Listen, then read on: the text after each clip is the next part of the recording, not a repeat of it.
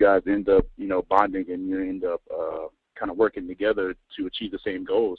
And a lot of stuff I've heard as far as pilot training goes, that you don't stand out as a team player if you're one of those maverick type guys that goes into pilot training, and if you have all the information, you don't want to kind of share it with anybody.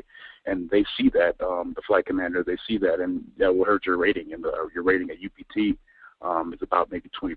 So you can have a good stick, you can have good academics, but if you're not a team player, they're less willing to accept you into a fighter or airframe.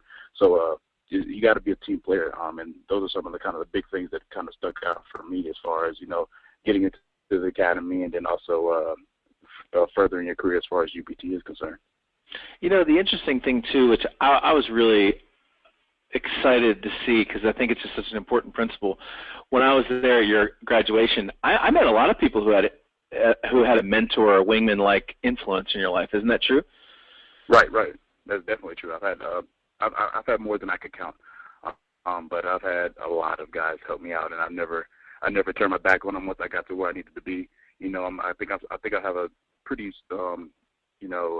good foundation as far as my career is concerned. Yeah. But I'm never too egotistical or too big of a self-esteem that I can't accept help from people when they have advice for me. Yeah. And I have a long way to go. And the more the older guys I talk to, the more experienced guys I talk to, they always provide me with the information I need, and they don't necessarily hand it out. I usually ask for it. So you got to have a go-get attitude, especially when it comes to information, especially trying to pursue a career in either of the services. Yeah, that was awesome. And I remember you saying that, because I just said, man, thank you for inviting me here. And you're like, I don't forget the people who helped me get where I got. So I appreciate that, and I appreciate you coming on the call. Any last thoughts?